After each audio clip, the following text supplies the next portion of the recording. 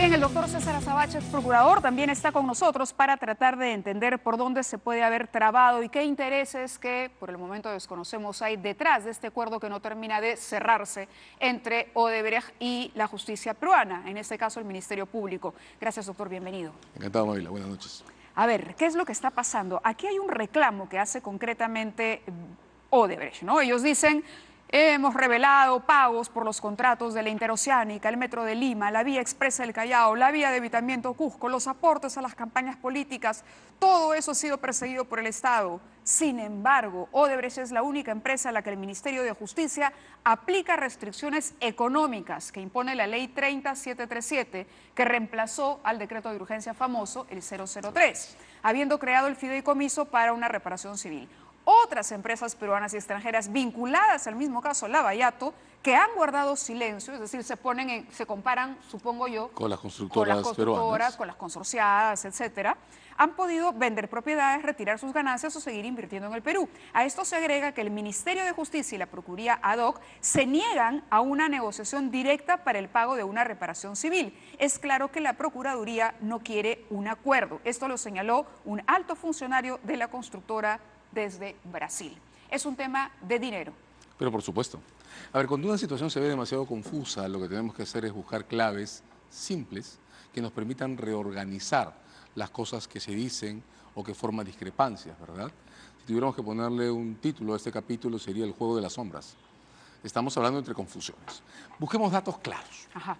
Las confesiones de Washington de Odebrecht son de diciembre del 2017, lo acabas de decir. Sí. Este es probablemente el único caso imaginable, claro, Odebrecht siempre es un caso especial, en el que tenemos una empresa corporativamente confesa respecto a crímenes de este tipo y un procedimiento de ya cuánto, todo el 2017, todo lo que va del 2018, sin tener un acuerdo económico de reparación que corresponda a una confesión que está sobre la mesa. Eso ya está mal, ¿verdad? Segundo dato. Cuando comenzó este proceso, ¿qué tenía Odebrecht en cartera? Chacya, Olmos, Chavimochic, los remanentes de inversión original de Gasoducto del Sur. ¿No se atreveríamos a hacer un cálculo? Es que ese es mi punto. El Estado ha dicho cuál es su cálculo sobre los valores negociables derivados de ese patrimonio, porque de diciembre del 17 hasta la fecha, 5 o 6 veces se ha anunciado que la venta era inminente y 5 o 6 veces se ha anunciado que la venta se cae. Cuando se emitió el 003 original, que desde el punto de vista de muchos de nosotros se emitió tarde, la idea no era pues incautar 8 millones de dólares o 12 millones de dólares de pagos por consumo de agua y energía. Era promover e intervenir en esas 4 ventas en paquete. Para finales del 17, Odebrecht ya había anunciado que tenía compradores para Chavimochic, para Chacya, para Olmos y para su posición en el Gasoducto del Sur, que se cayó al principio. Ha pasado todo este tiempo y esos 4 grandes proyectos que deberían, intuitivamente, producir una cantidad de dinero suficientemente importante como para sentarse a negociar, siguen paralizados. Entonces, ¿de qué estamos hablando? Sí, Mavila. Yo creo que en efecto estamos hablando de dinero. Claro. Estamos hablando de dinero en un marco en el que si algo no hemos hecho como Estado, como República, es tomarnos en serio el hecho de que estas historias tienen que cerrar. Y estas historias tienen 2 tipos de cierre. La indemnización que el Estado debe cobrar, y por Dios, la empresa está confesa, y los juicios que deben comenzar. Entonces, parte de toda la confusión que creo se está moviendo en esta telaraña de posicionamientos, tiene que ver con que los 2 resultados principales de un procedimiento de este tipo no están puestos sobre la mesa.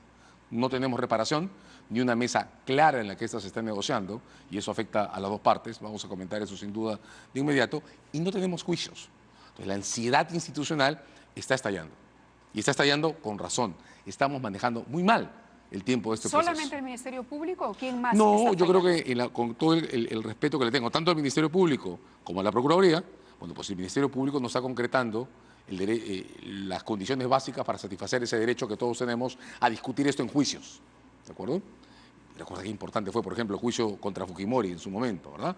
De otro lado, la Procuraduría, repito, con todo el respeto que le tengo, pues no tiene una mesa de negociación claramente puesta, y perdónenme, pero organizar una posición de reparación sobre la base de la reparación justa imaginaria, la reparación perfecta, los 1.500 millones de dólares, no funciona.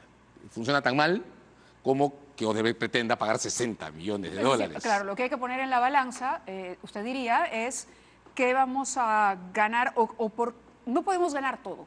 No, ¿no? tenemos que ganar ganamos la algo verdad, que nos sirva y pronto. No, claro. no.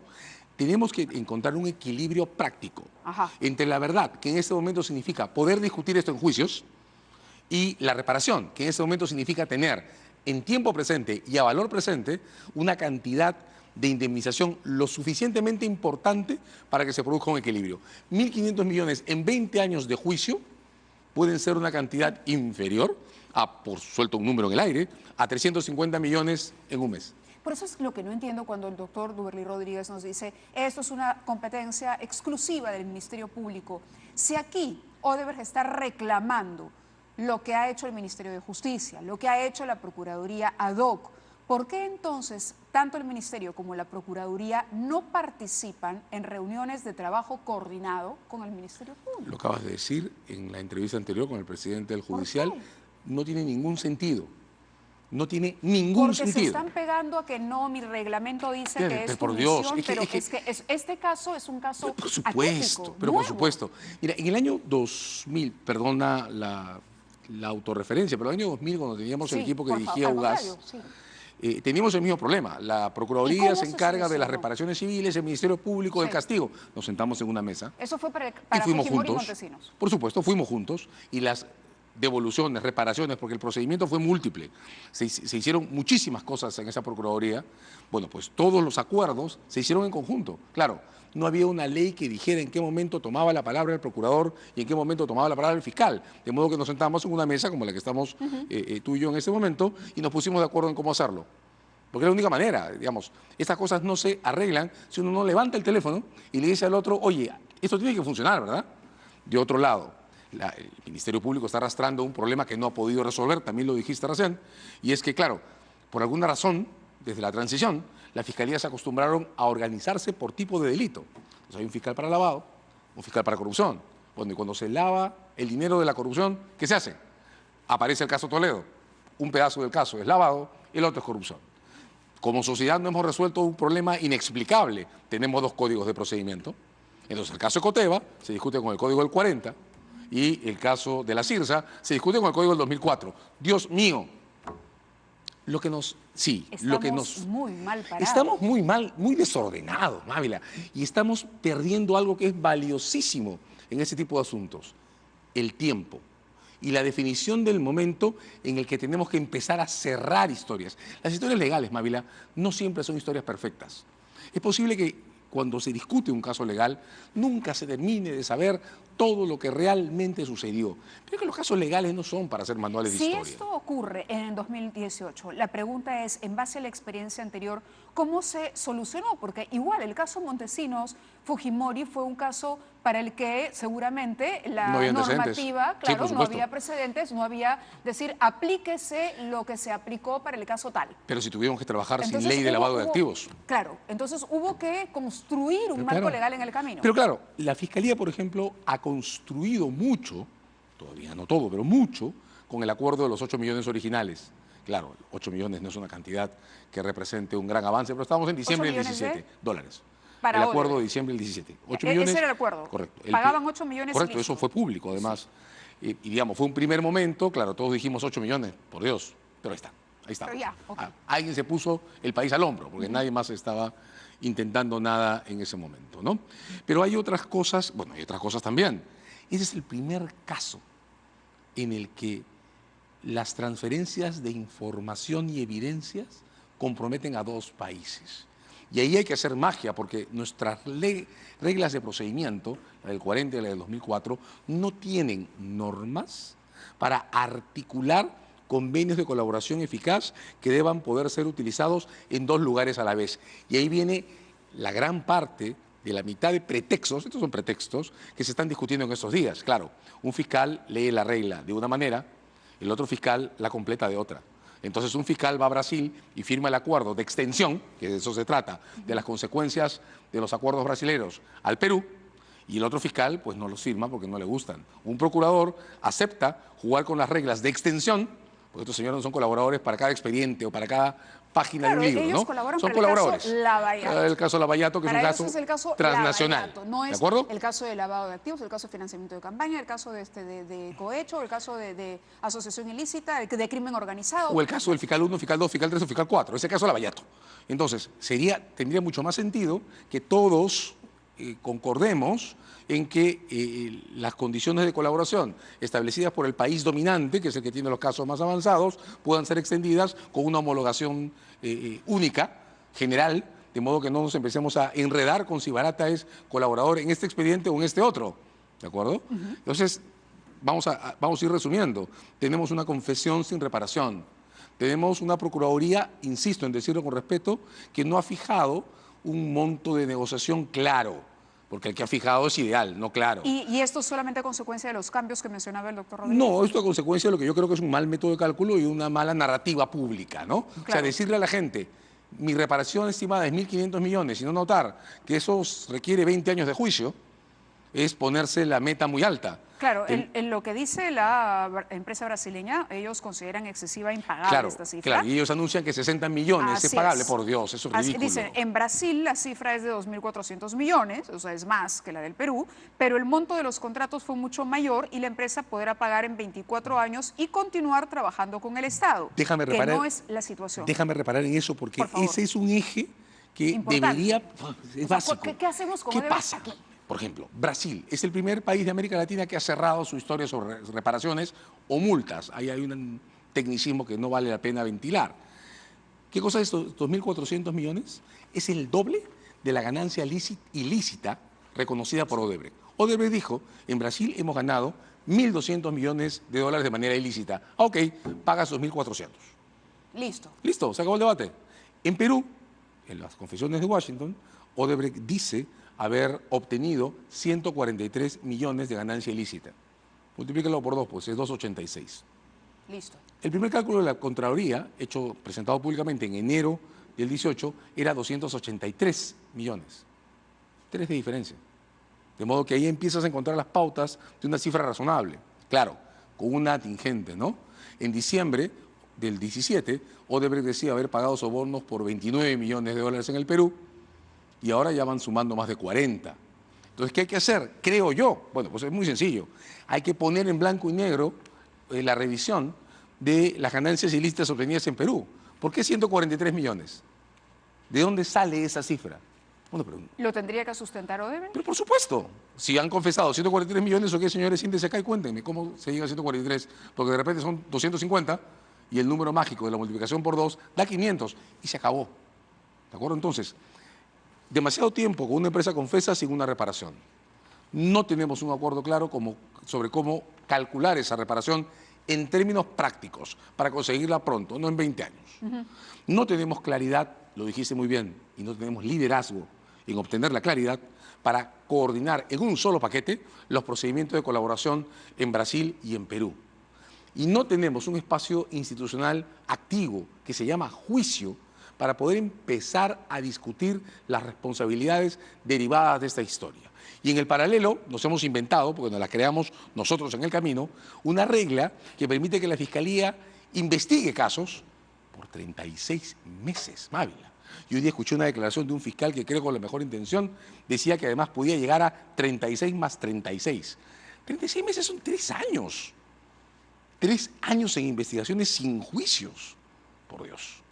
Creo que es el momento de aprovechar toda esta guerra de falsos humos en la que en realidad estamos discutiendo dinero y tiempo para sentarnos de una vez como país y ordenarnos alrededor de 2 objetivos muy claros. Ahora, esto tiene... reparación y juicios. Sí, yo, quería reservar para el final el tema de, perdón, cómo debería ser el manejo de las transferencias y la responsabilidad concreta de qué hacer con esos proyectos para que Odebrecht pueda transferirlos, porque además está la obra paralizada.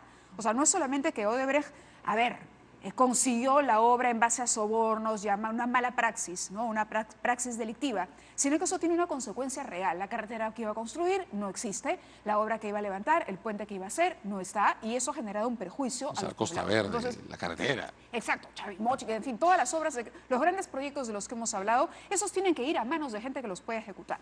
Y eso hay que hacerlo así, porque va en perjuicio. Son obras que el Perú necesitaba, no se inventaron igual. Pero por supuesto. Correcto, porque las ganó Odebrecht con Maya Maña, pero eran obras que se necesitaban. Esto va a ser una especulación mía, absolutamente libre, ¿de acuerdo? Por favor. Pero, claro, hay licencia. mi impresión es que Odebrecht está jugando tortuosamente a una suerte de huelga blanca en obras y ahora anunciado, entre comillas, el riesgo de una huelga blanca en evidencias a cambio de resolver lo que para ellos, me parece claramente, lo dice el modo en que está redactado esta comunicación del abogado de Barata, es el objetivo, que es definir su futuro corporativo en el Perú. Así es. Entonces, esto se arregla tomando el toro por las astas.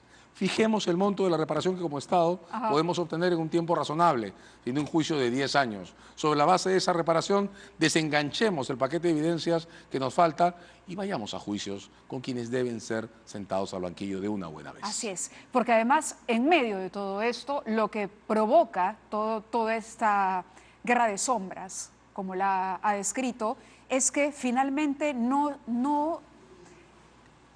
mantengamos un proceso que debe ser judicial en el terreno de lo judicial, sino que termina politizándose inevitablemente. Sí, por supuesto. Porque el caso Humala avanza más rápido que el caso Keiko, porque el caso Keiko avanza tan lento como el caso Alan García. Y porque en el fondo tendríamos que estar discutiendo los casos de obras públicas y proyectos. Porque no los peruanos que andamos haciendo todo el tiempo qué está pasando y por qué ocurre hoy. Por ejemplo, hoy tenemos que leer tweets como estos, que no es que sean ilógicos. Por ejemplo, el abogado de los señores Humala Heredia, Wilfredo Pedraza, publicó a través de su cuenta de Twitter esto. La declaración de Gilberto da Silva, que era la que se iba a tomar y que no se tomó, de la Caja 2, programada para hoy en Salvador de Bahía, se suspendió porque Odebrecht se molestó por el allanamiento a su almacén en Lima hace unos días. Ahora ellos ponen las reglas, todo vale para incriminar, chantaje, dice Wilfredo Pedraza. ¿Qué almacén fue allanado? El almacén de donde salió la información y los documentos de la empresa del señor Nava que le prestó servicios a Odebrecht. El señor Nava, el mismo que fue secretario de Palacio, secretario del expresidente Alan García Pérez, también investigado por el caso Lavallato, de donde hay varios proyectos bajo la lupa. Nadine Heredia publicó esto, también a propósito de eso. Según informes periodísticos, en ese almacén se encontraron contratos relacionados a Luis Nava, amigo personal, secretario y exministro en la gestión de Alan García. Odebrecht está protegiendo a sus amigos y de repente no está protegiendo a sus amigos, pero se presta a que terminemos nuevamente politizando la justicia o judicializando la política, y eso no le hace bien a nadie. No le hace bien a nadie. Yo decía ahora, levantan las cuentas congeladas de Yoshiyama, se levanta el congelamiento. ¿Qué podemos pensar justo cuando Barata dice no hablo? Claro, lo que ocurre es que... O sea, hay beneficios para Yoshiyama, sin embargo la casa de Ollanta ya la perdió. Voy a insistir en esto. Cuando hablamos de casos legales, lo que hacemos es generar un nivel de tensión institucional, pues son casos emblemáticos, ¿verdad? No es Juan le debe 10 soles a María.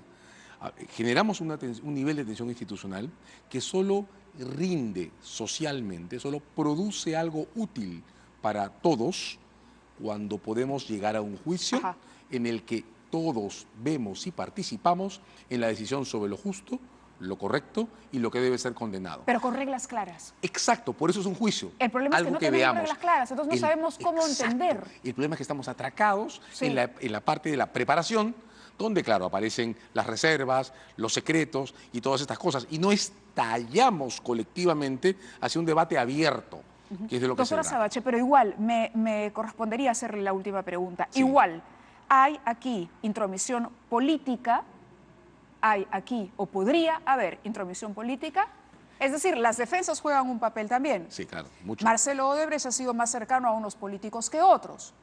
A ver, Este es un caso que tiene una dimensión política. Por eso. De modo que, digamos... Es decir, aquí... Yo usaría más interferencia que intromisión como palabra. Además del tema del dinero, las ganas de Odebrecht y Barata de proteger a determinados políticos peruanos. Te lo voy a devolver con una pregunta que es una respuesta. ¿Por qué Odebrecht dijo que eran 29 millones y son más de 40? ¿Por qué Odebrecht empezó a soltar con contagotas las cuestiones de fondos o dinero entregado durante campañas? ¿Por qué la información sobre campañas es tan asimétrica? ¿Por qué se mueven desde los primeros 3 millones de Humala hasta los 200.000 de Susana de la Puente y John Kuczynski? ¿No hay un juego especulativo en el modo en que Odebrecht abre sus cartas? Y ese juego especulativo no va en pared con la cuestión de si pueden seguir operando en el Perú o no, si venden o no venden Chacya, venden o no venden Chavimochic. O sea, seamos claros, un caso de este tipo se organiza en función a maniobras básicamente conspirativas de todos los sujetos que pelean. Y cuando un caso tiene esta dimensión institucional, emblemática y, por cierto, política, pues por supuesto que van a haber interferencias políticas, va a haber correlaciones que va a haber que desmontar y hay roles que identificar. Esa es la razón por la que necesitamos organizar los cierres a tiempo. Correcto. Porque de lo contrario entramos en tal nivel de manipulación entre todos sin resultado que lo que producimos es una desmoralización general de la población respecto al sistema y la confirmación de que no llegamos a ningún lado. Así y eso es. no ayuda a nadie. Y de eso no nos vamos a recuperar ni con los 1.500 millones de dólares que le queremos cobrar de reparación civil según la Procuraduría. Menos si los cobramos en 20 años, ¿no? Así es. Muchísimas gracias, doctor, por estar con nosotros. Hacemos una pausa y regresamos en el programa.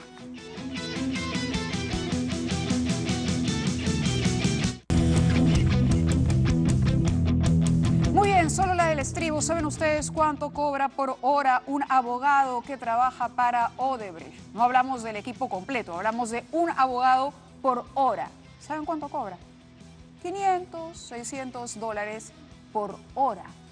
Ese es el poder del dinero, ese es el poder de la defensa de la corrupción. Así que o nos ponemos las pilas, o trabajamos en equipo, o nos ordenamos y nos plantamos firme, o la verdad... ¿Cuánto gana un procurador en el Perú? ¿Cuánto gana un juez? ¿Cuánto gana un fiscal? Con eso los dejo. Hasta mañana. Que tengan muy buenas noches.